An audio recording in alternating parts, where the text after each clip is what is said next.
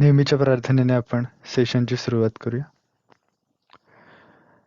अखंडमंडलाकारं व्याप्तं येन चराचरं तत्पदं दर्शितं येन तस्मै श्रीगुरवे नमः.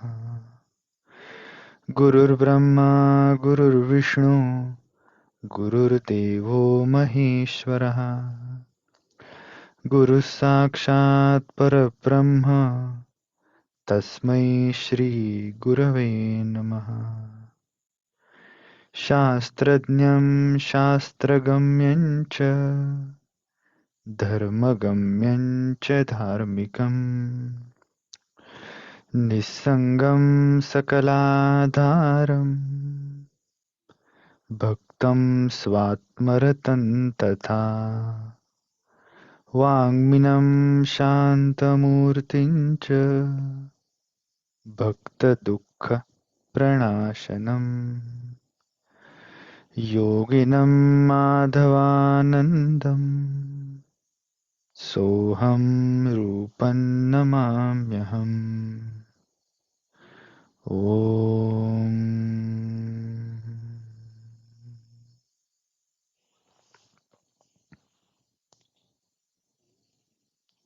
हरि ओम.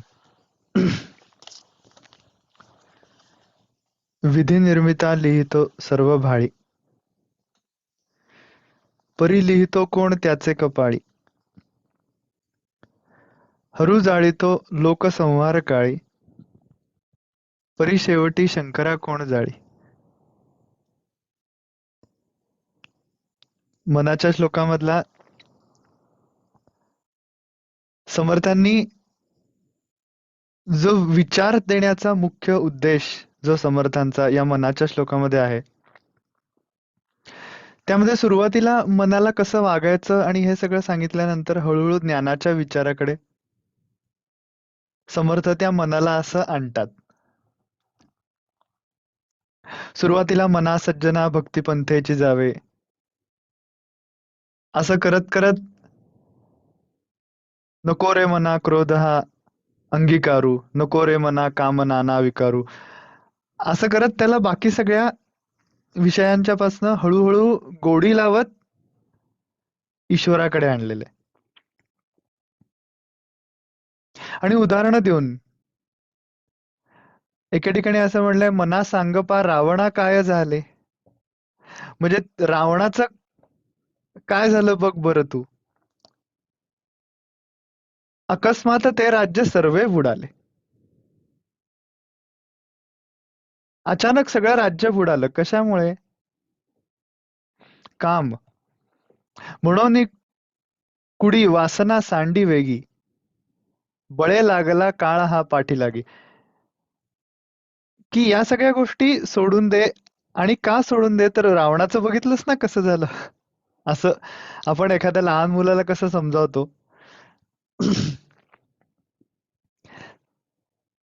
की ते हा आहे, भाजेल भाजेल. ते बघितलंस ना मागच्या वेळेला कसं झालं होतं. असं काहीतरी उदाहरणं देऊन, पण ही सगळी उदाहरणं आपल्या इतिहासामधली सगळी देऊन समर्थांनी मनाला हळूहळू मग नामाकडे वळवले.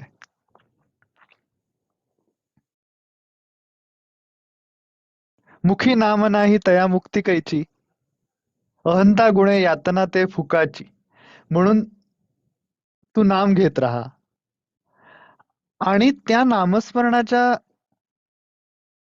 भागातून सगळ्या तेच नाम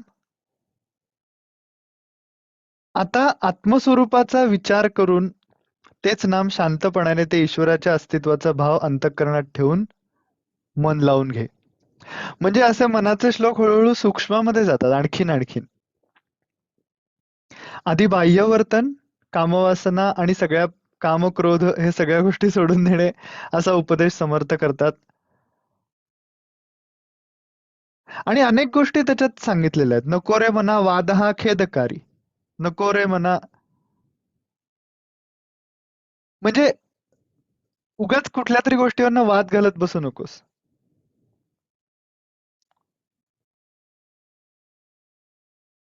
किंवा जनी जल्प विकल्प तोही त्यजावा. उगाचच सगळ्या विषयांवरती बोलत बसलाय, निरर्थक बडबड करत बसलाय, असंही करू नकोस. रमाकांत एकांत काळी भजावा. असं ते सगुण उपासनेकडून हळूहळू निर्गुण उपासनेकडे, सगुणाचेनी आधारे निर्गुण पाविजे निर्धारे, असं त्यांनीच दासबोधामध्ये म्हणलेले आहे. त्याप्रमाणे या सगळ्या श्लोकांची एक रांग आहे असं दिसतं. ते कनेक्शन जाणवतं.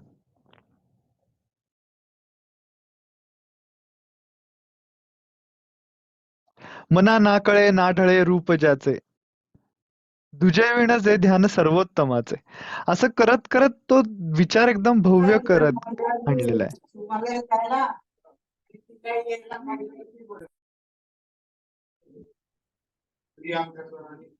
म्हणजे एके ठिकाणी शिष्य समर्थांना प्रश्न विचारतो की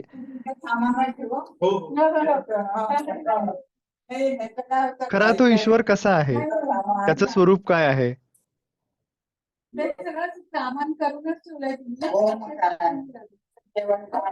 देह टाकीता देव कोठे राहतो, पुढे मागुता ठाव कोठे पाहतो. की त्या देवाचा ठाव कुठे आहे खरं तर मग. त्यावरती समर्थांनी उत्तर दिलंय, वसे हृदयी देव तो जाण ऐसा, नभाचे परी.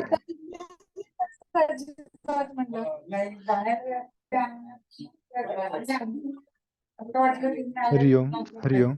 ऐकू येतोय माझा आवाज? आवाज येतोय, नंदिनीचा आवाज येऊ शकतो.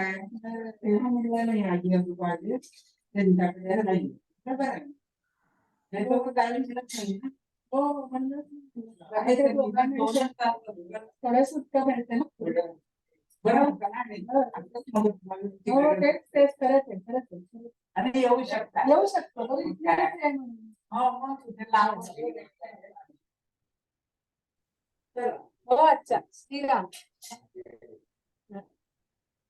बहुतेक मला ऐकू येत नाहीये.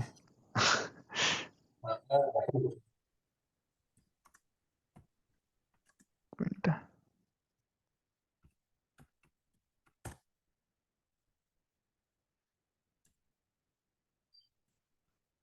ओके, माझा आवाज येतोय ना ऐकू?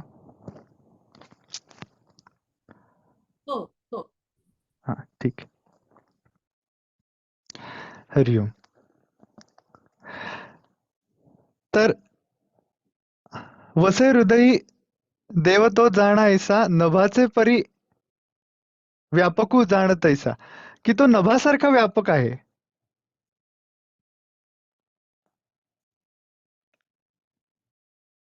जगी हिंडतो जो अणुरेणू काही, रिता ठाव या राघव्य वीण नाही, आहे दासबोधामध्ये म्हटलेलं आहे. पण हीच गोष्ट मनाच्या श्लोकात आली आणि आता असं करता करता समर्थ हा विचार आपल्याला देतात इथे. खूप खूप धाडस पाहिजे हा श्लोक वाचताना सुद्धा कसं असं वाटतं की कसं वाचायचं. कारण विधी निर्मिता लिहितो सर्व भाळी, परी लिहितो कोण त्याचे कपाळी, इथपर्यंत काही प्रॉब्लेम नाहीये. की विधी याचा अर्थ ब्रह्मदेव किंवा सृजन, ती सृजन शक्ती की जी सगळ्या विश्वाला निर्माण करते. अशा 3 शक्ती आपल्या संस्कृतीमध्ये, आपल्या धर्मामध्ये आपण मानतो की एक शक्ती जी आहे ती सृजन करते, एक आहे ती पालन करते किंवा रक्षण करते, म्हणजे भगवान विष्णू. आणि एक शक्ती आहे तर ती लय करते, म्हणजे भगवान शंकर. विधी निर्मिता लिहितो सर्व भाडी, म्हणजे ही सृजन शक्ती ज्या वेळेला सगळ्यांना जन्माला घालते, सगळ्यांना काही निर्माण करते, त्याला असं म्हणतात की कपाळावरती भाग्य लिहून पाठवते. पण हे सगळ्यांच्या कपाळावरती त्याने लिहायचं आहे, हे त्याच्या कपाळावरती कोणी लिहिलं, असं समर्थ प्रश्न करतात. विधी निर्मिता लिहितो सर्व भाळी, परी लिहितो कोण त्याचे कपाळी. त्याच्या कपाळी हे कोण लिहितं? हरू जाळी तो लोकसंहार काळी. हरू म्हणजे हर म्हणजे भगवान शंकर. हरू जाळी तो लोक संहार काळी, परी शेवटी शंकरा कोण जाळी. असा समर्थांनी प्रश्न इथे केलेला आहे. फार डेअरिंग पाहिजे हे म्हणायला सुद्धा. परी शेवटी शंकरा कोण जाळी याचं कारण काय विचार देत आहेत की सगळ्याच्या पाठीमागे असलेलं प्रिन्सिपल काय आहे ते समजून घे, असा विचार समर्थ देतात.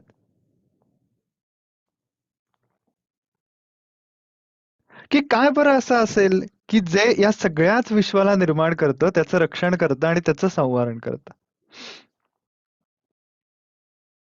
ते प्रिन्सिपल काय आहे ते जाणून घे. मग विचार करता करता हळूहळू असं लक्षात येतं की ते सर्वव्यापी असलं पाहिजे. त्याला सुरुवात असून चालणार नाही, याचं कारण ज्याला सुरुवात आहे त्याला शेवट आहे.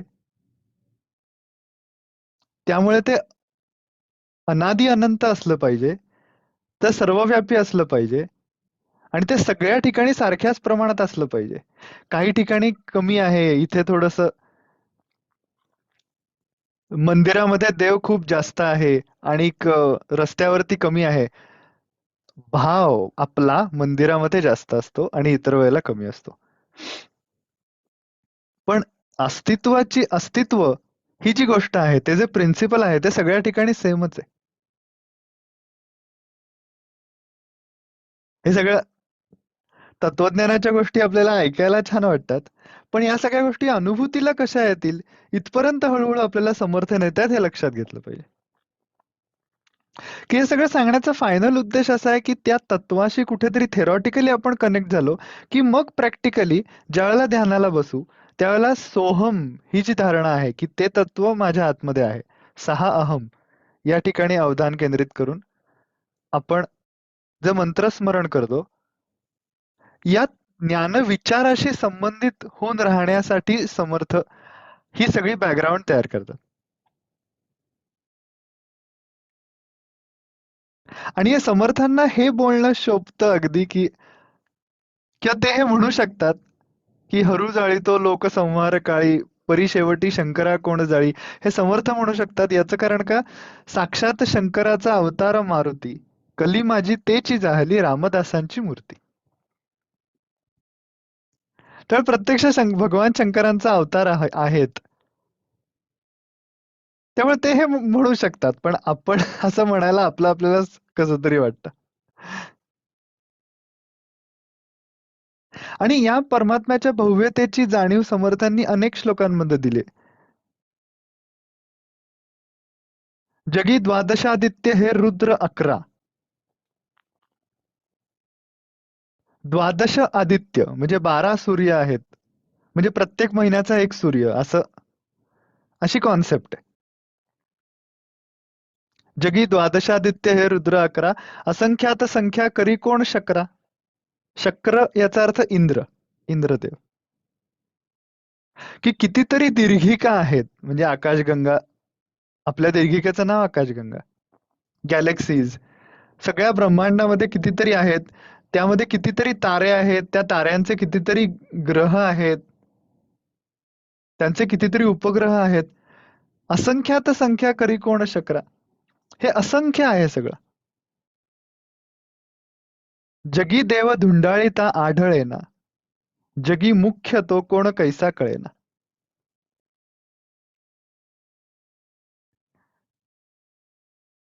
म्हणून हे सगळं इतकं व्यापक आहे, इतकं मोठं आहे की म्हणजे त्यातल्या एका दीर्घिकेच्या एका ताऱ्याच्या एका ग्रहावरती आपण राहतो.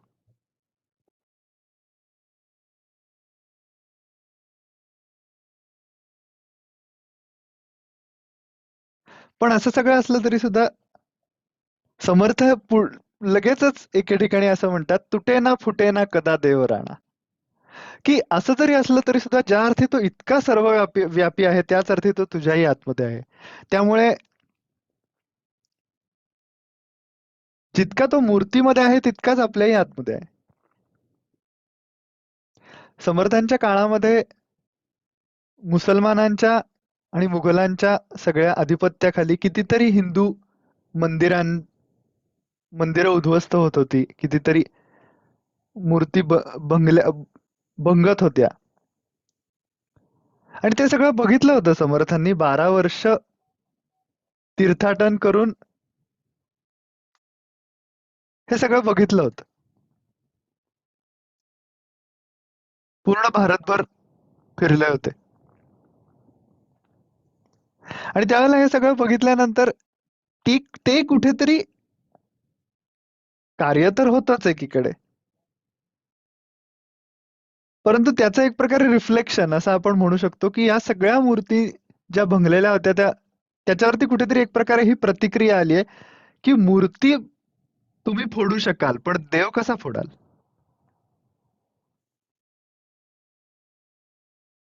कारण का देव ही माझ्या अंतरंगातली अस्तित्वाची जाणीव आहे, तो भाव आहे, तो कसा फोडाल? म्हणून तुटेना फुटेना कदा देवराणा, चळेना ढळेना कदा दैन्यवाणा, कळेना कळेना कदा लोचनांसी, दिसेना वसेना जगी मी पणासी. की तो असं डोळ्यांना दिसणार नाही. आणि तो का दिसत नाही याचं कारण माझ्या पर्सनॅलिटीचा सेल्फ कायम त्याच्यावरची माझी असलेली घट्ट पकड, की मी म्हणजे व्यक्तिमत्व आहे, ही जी माझी स्वतःची माझ्या स्वतःच्या पर्सनॅलिटीवरती आणि ओव्हरऑल माझ्या शरीर मनबुद्धीचं जे वरचं जे माझं ममत्व आहे, त्या सगळ्या गोष्टींवरती मी ते सगळं खूप धरून ठेवलेलं असल्यामुळे माझं आत्मस्वरूप मला लख्खपणाने जाणवत नाही. आणि त्यामुळे तो कळेना कळेना कदा लोचनांचे. एकतर तो डोळ्यांना दिसणारच नाहीये, पण मला तो आतमध्ये देखील अनुभवता येत नाही. याचं कारण दिसेना वसेना जगी मी पणासी. त्या मीपणामुळे मला तो अनुभवता येत नाही. पण म्हणूनच या मीचाच आधार घेऊन मी कोण ऐसा हेत धरुनी पाहता देहातीत, अवलोकिता नेमस्त स्वरूपची होय, असं समर्थांनी म्हणलंय. मी कोण हा हेतू धरून, म्हणजे मीचा वेध घेण्याची प्रक्रिया समर्थ सांगतात, की मी कोण हा हेतू धरून आतमध्ये लक्ष ठेवून भ्रूमध्यापाशी धरुनी पाहता देहातीत थोडा वेळ सगळे बाहेरचे विचार, मी काही विचार न करता बसणार आहे असं ठरवूनच बसायचं.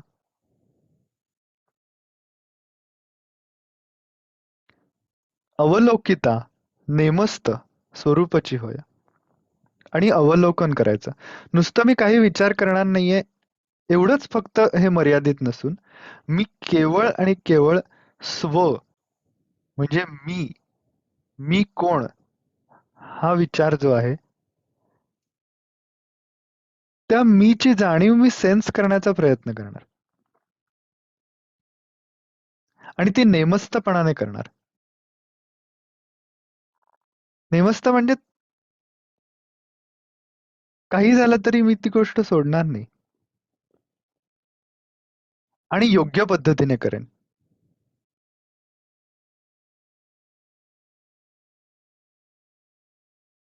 म्हणजे ज्या वेळेला तो नेम हा अंडरस्टँडिंगच्या सहित असतो, त्यावेळेला ते अवधान नेमस्त होतं. आणि अवधान याच्यामध्ये जाणून घेण्याची भूमिका याला खूप महत्व आहे. कारण हा केवळ एक, आपण आता डोळे मिटलेत, शांत बसलेलो आहे, आणि आता डोळ्यासमोर खरं तर काही नाहीये, सगळं काळं काळं आहे. आणि आता असंच हाही शांतपणा हा अनुभवत राहायचा. इथपर्यंतच हे मर्यादित नसून जाणून घेण्याची भूमिका अंतःकरणाची असणं, समजून घेण्याच्या भूमिकेसहित लक्ष म्हणजे अवधान, की मी समजून घेणार आहे. ही ज्ञानात्मक भूमिका माझ्या मनाची असेल तर माझ्या बुद्धीला त्यामधून समाधान मिळेल. त्यामुळे समजून घ्यायचं, काय समजून घ्यायचं, तर मला जे मी असं माझ्या असण्याचं स्फुरण मला कायमच होत आहे. मी असं माझ्या असण्याचं स्फुरण. ते सतत आहे. ते कधीही बदलत नाही. केवळ त्या स्फुरणावरती राहायचं म्हणजे खरं तर ते आकलन आमच्या चित्तामध्ये स्थिरावलं पाहिजे. कारण का आपण ज्यावेळेला ध्यानाला बसल्यानंतर स्व, स्व असं म्हणतो, त्यावेळेला स्व वरती अवधान केंद्रित करायचं हा विचार त्याच्यात अंतर्भूत असतो. आणि मग स्ववर अवधान केंद्रित करताना खरं तर जे ऍक्च्युली अवधान केंद्रित करायचंय ती प्रक्रिया करायला मनाला एक दिशा मिळते या स्वमंत्राने.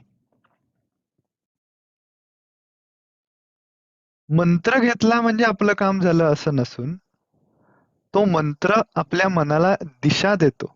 एवढंच त्या मंत्राचं काम आहे. त्यामुळं अवधान ऍक्च्युली केंद्रित करण्यासाठी मला एफर्ट्स घ्यायला लागणार आहेत. ही गोष्ट गृहीत धरली पाहिजे.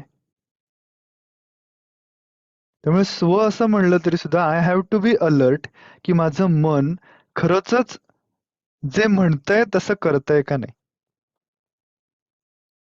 स्व असं म्हणल्यानंतर ते खरोखरीच स्ववरती अवधान केंद्रित करता आहे ना याच्याकडे फक्त आपलं लक्ष असलं पाहिजे.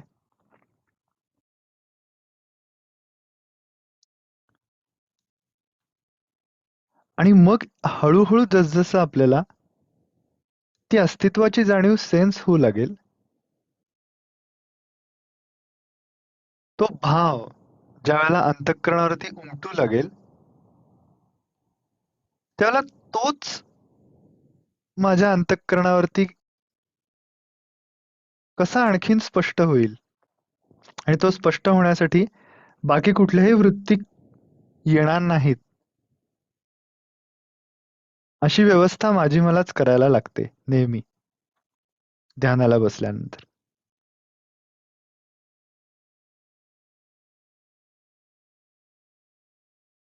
त्यामुळे केवळ स्ववरती आणि फोकस एकदम क्लिअर आहे आणि फोकस हा नोन आहे.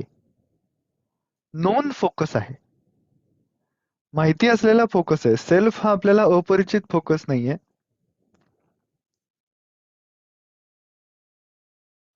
कारण परमात्मा, आत्मा, चैतन्य असं म्हणल्यानंतर सुद्धा आपल्यासमोर एक इमॅजिनेशन निर्माण होते. तशी कुठलीही इमॅजिनेशन स्व असं म्हणल्यानंतर होत नाही. स्व असं म्हणल्यानंतर केवळ मी.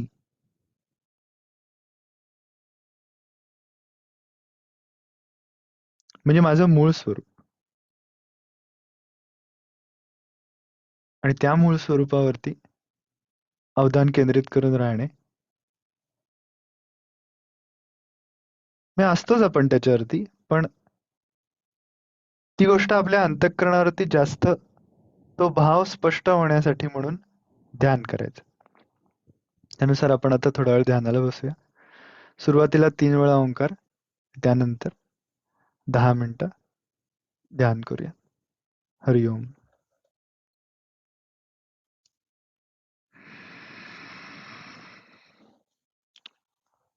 ओ